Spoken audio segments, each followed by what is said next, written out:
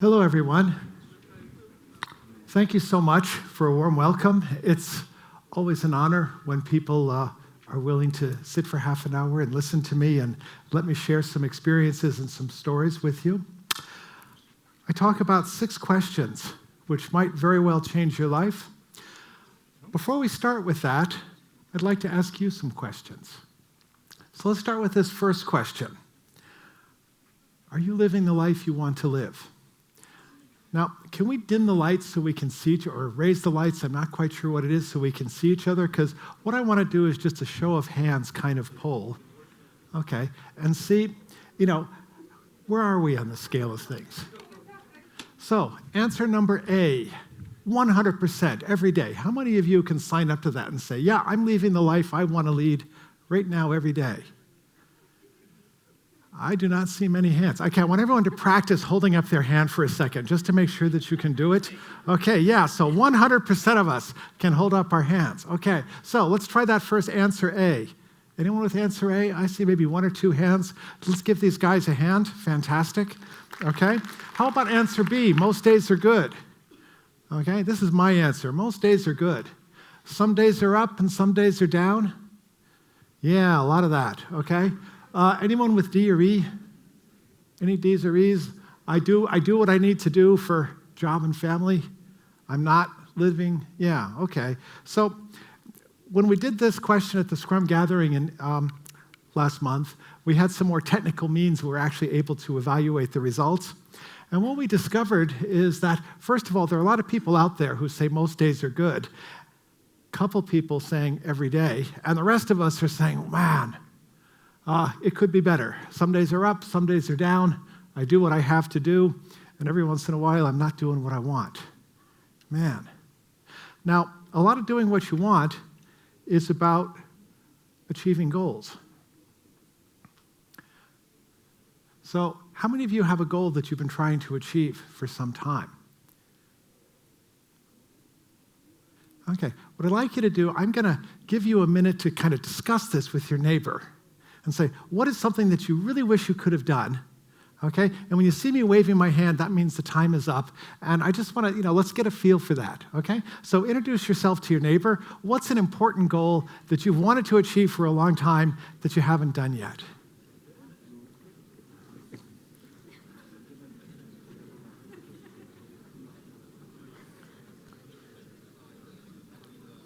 Quack, quack, quack. You hear the duck quacking? If it walks like a duck and it squawks like a duck, then it must be a time box ending. So probably you were talking about things like health, maybe something you want to achieve, a training you want to do, education, certification. We asked this question at the Scrum gathering, and what surprised me, number one priority, or the goal that got the most attention with health. Wanting to lose weight, wanting to stop smoking, wanting to, be more fit. Finances, saving from your retirement, having some money in the bank was a major thing, followed by business, promotion, making that first sale with your startup. What kind of surprised me is the stuff that was at the end of the list. Notice how family down there, like having kids or doing nice things for your family, that's actually a very high priority for me. It's a high priority for me because if I didn't have it as a priority, I probably wouldn't do it. Okay? Now, let's look at how difficult is it to achieve those goals? How long, that goal that you were just talking about, how long have you been working on it? How long has it been an issue or a concern for you? So how many would say less than 6 months? Anyone there? A couple. Yeah. How about 6 months to a year? Okay, still a couple. 1 and 2 years? Yeah, okay, so now we're starting to see, I think we're getting into the early majority here. How about 3 to 5 years? Yeah, some of these big goals, they take a long time. Anyone got something, it feels like it's been forever, you've always had that goal and you're not making any progress? Yeah, that's about where my book is right now. Okay? And once again, we look at these big goals and we see the big goals in our lives, they take time and they require focus. Okay, particularly the stuff like about finance and health, you got to stay focused on the goal, otherwise you lose track of it. Man, those French fries were good last night. Okay, So I'd like to ask you a question now. Just assume for a minute you were going to be successful at achieving your goal. Let's just assume you knew there was no way you could fail. What would that be like? How would you act differently? Well, what I'd like to do is pretend for a moment that this is true, that you're going to be successful with your long-term goals. And I'd like to talk to you about how you did it. We call this remembering the future. And what I want to do is I want to start with my story, I'm not sure if I've changed my life yet. I've made huge changes in my life. I've had some interesting aha experiences. Then we have the 6 questions that you were promised as the title of this talk, 6 questions to change your life. And then I'd like to show you how you can get started with those 6 questions. So let's go into it. I'd like to introduce myself, the 3 parts of me. Sometimes I feel a bit schizophrenic, like there are 3 different roles. And this is me trying to get control of my time. This is an actual screen dump from, looks like July of 2016. And I read this article on LinkedIn, How to Be Successful, like Bill Gates or Warren Buffett, the secrets of really successful people. And I thought, man, I'd like to be like those guys. Especially rich, that part of it, and having the world turn around me. Well, their number 1 tip was, don't manage the hours, manage the minutes. So there you see me trying to manage the minutes. And just for the record, that column on the left, the one that starts a little bit later, that's Sunday. And I'm working as hard as I can, okay? And I've got every minute managed from Sunday at 10 till Saturday at 10 p.m., and I'm still not making any progress. And I came to a conclusion about these guys like Bill Gates and Warren Buffett. They must lead really structured and really boring lives, because I would get about halfway into the morning and I've already gotten 2 phone calls that completely changed my planning. So, me, myself, and I. This is like my brains, this is my drive, this is my ambition, I want more, do stuff. And myself, well, this is my body. And my body is saying, I am working as hard as I can, but every once in a while I need to eat and I need to sleep. And you keep asking me to do more stuff. And then my heart says, okay, guys, calm down. Let's be nice to each other. Your job is to be nice to yourself. And I got a question for you. You can't do any more. You've already allocated every minute. If you're going to make a difference, if you're going to have an impact, you got to be able to answer this question. What really matters? If you can answer this question, then you can focus on things that matter, get things done, and then when you get to the end of the week or the end of the month or the end of the year, you can really pat yourself on the back for what you've accomplished. So, what really matters turns out to be a really key question, and it's the first of the 6 questions that I'm going to give you today. Now, a little bit about myself, aside from my schizophrenic nature in planning my time. My day job is I'm a Scrum trainer.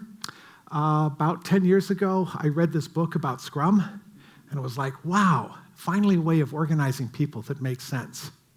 And what for me is a puzzle to this day is how many people have turned it into something bureaucratic that isn't a fun and pleasant way of organizing people, but that's a topic for another talk.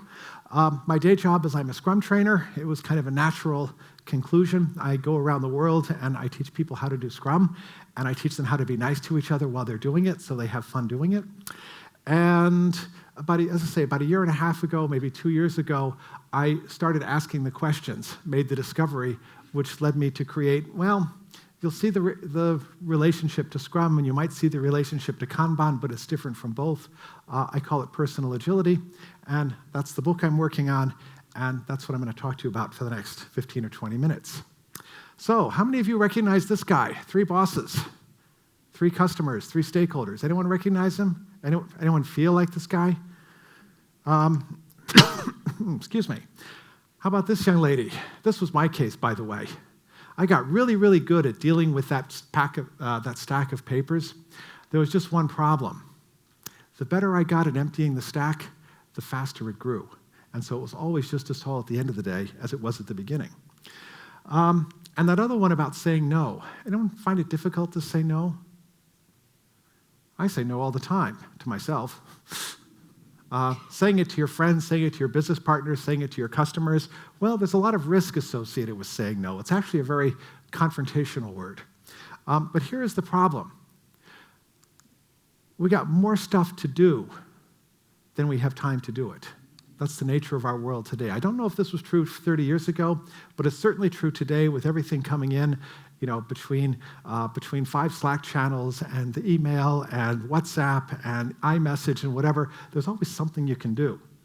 And some of the stuff that you do is going to make a difference for you or for other people. I call that stuff that matters. And some of the stuff that you could do doesn't matter. And the technical agile term for this is waste.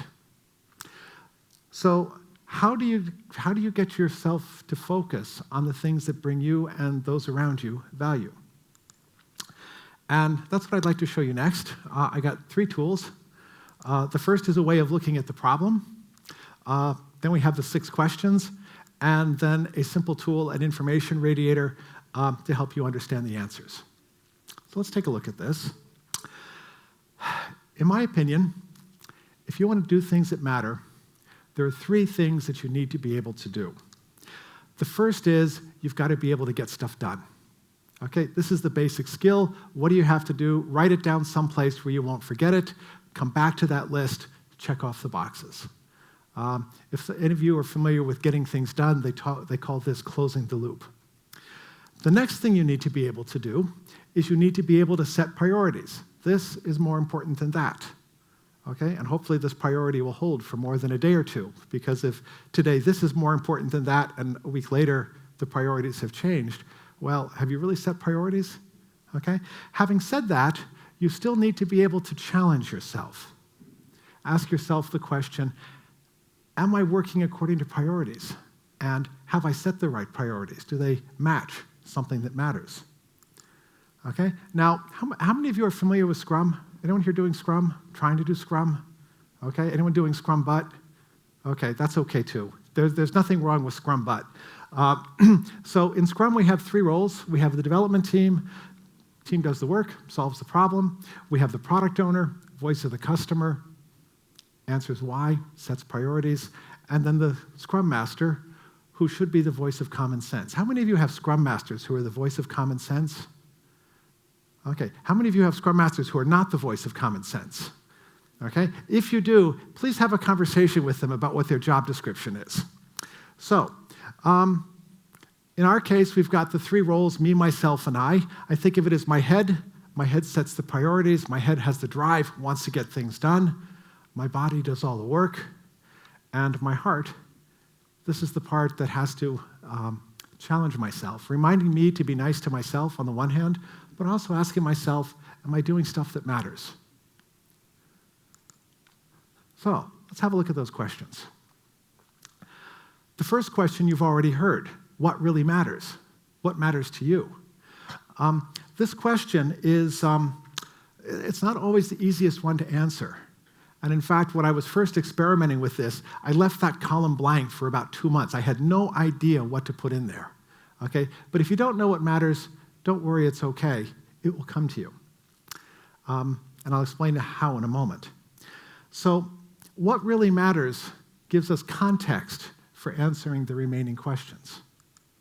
The next question to ask is, what did you get done last week? Now, how many of you have been in the situation, man, I am working so hard, I barely remember what I did yesterday, much less what I did last week, okay? If you're working too much, or if you're too focused on what's happening, it can actually be very hard to remember what happened 2 days ago, 3 days ago.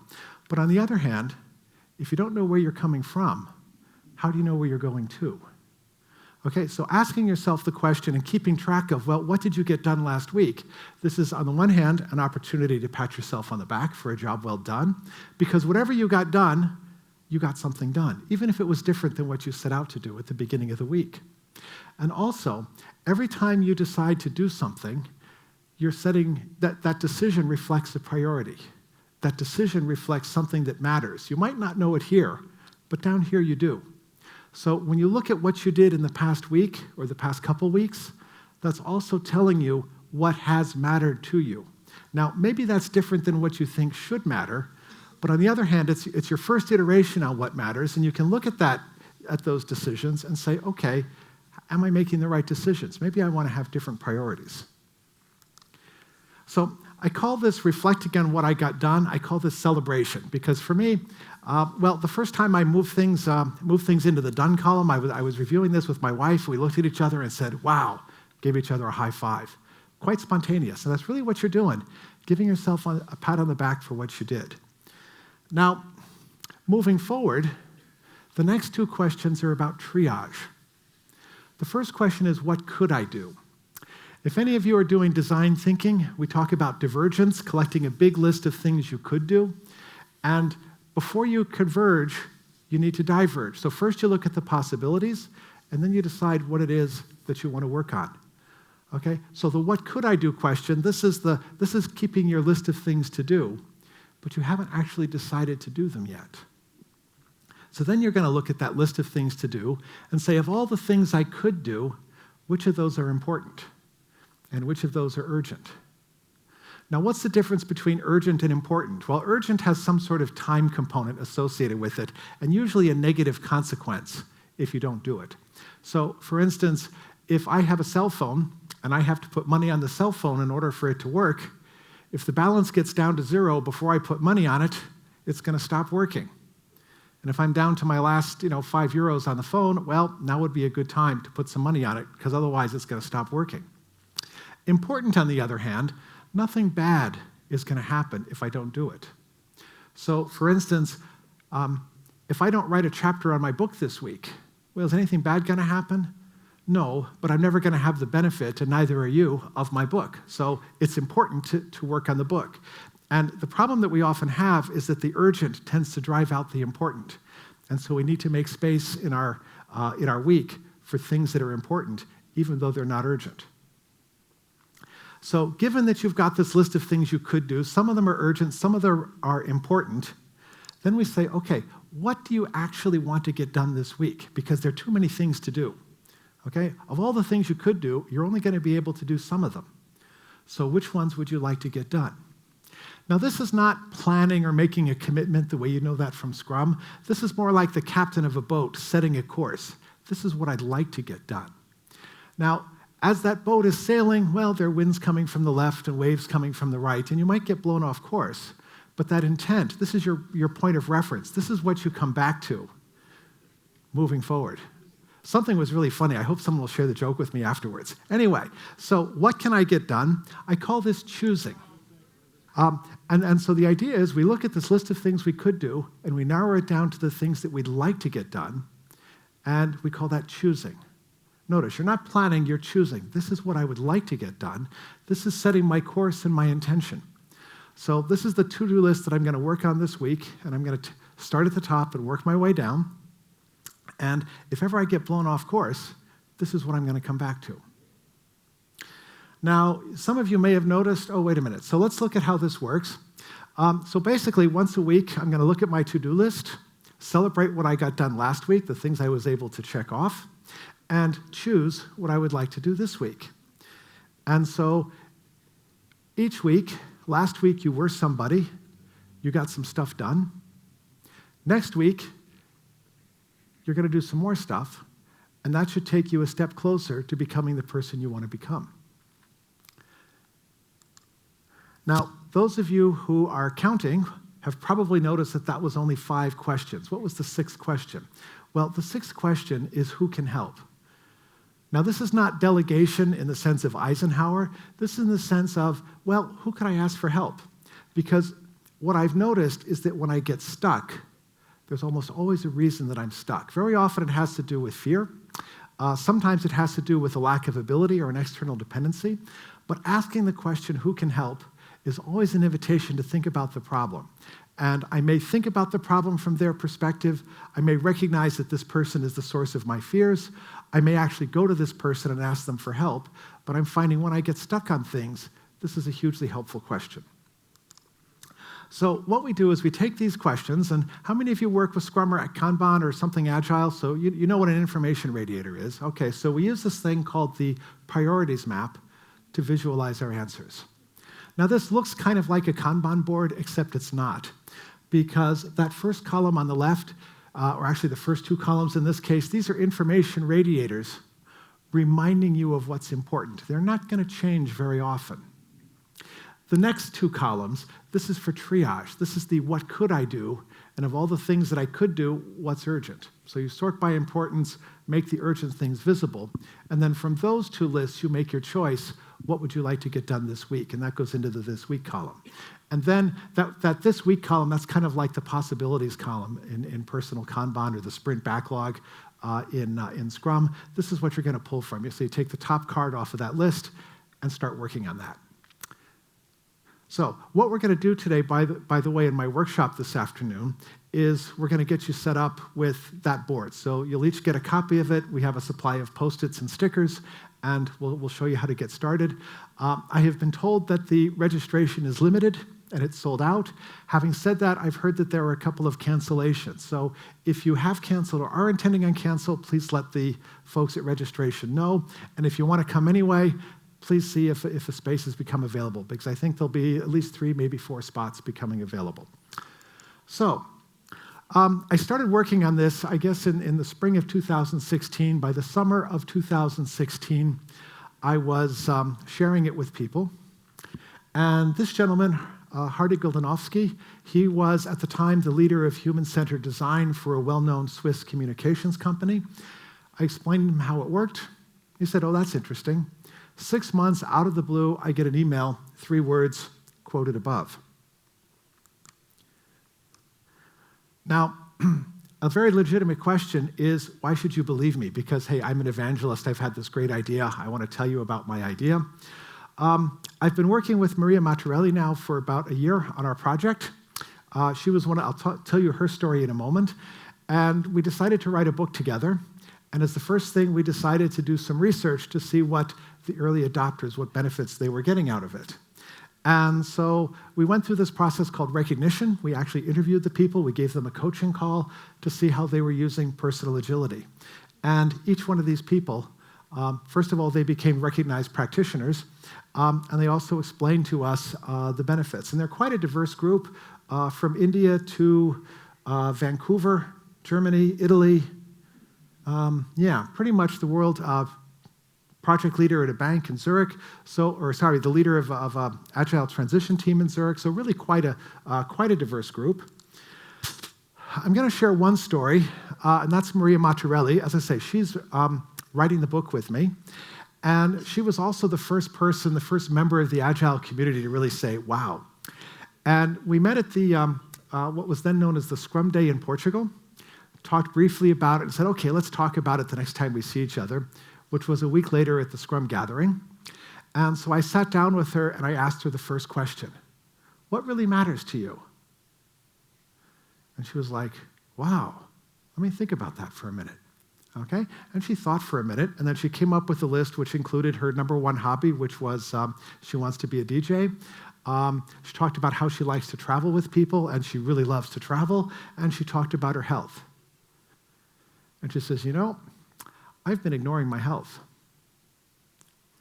And it used to be she advertised that, she teaches Scrum to the world on one-way plane tickets, and she stopped traveling. Why did she stop traveling? Because she realized that her health problems were a consequence of her lifestyle. What really matters? And she was able to make a decision to stop traveling to focus on her health.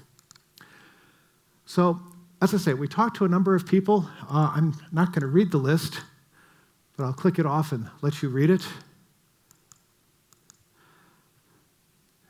This, by the way, number 7 was the first one. When I started doing it with my wife, we realized after a week, hey, we're getting things done that have been on our back burner for months. And after 2 months, she said, I feel like we've become a team. Better alignment with stakeholders. We're now starting to see people using this in business, and we've got I don't have time to explain how we use this framework to work with your stakeholders or your managers, but it works there too. I've been told in some countries that less smoking is not a reason to do personal agility, but okay. We'll let that one fly. So how can you get started? Well, it's really quite simple. 6 questions to ask yourself once a week. Visualize the answers on your priorities map, update it as you go along, and what happens is your answers guide your actions as you move through the week. We are now starting to work on, as I say, we're trying to make this a thing, so there's a certification program. If you're interested, you can find out about that from me. The first thing to do is come to my workshop. Be very happy if you'd reach out to me, make contact. We also have the Early Readers Club at mypersonalagility.com or .org. And there you can download the guide to personal agility that exists already. And we also have the first chapter of our book. And real soon now, there's going to be another chapter.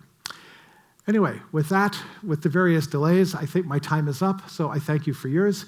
And I hope to see you guys in my workshop this afternoon. Thank you.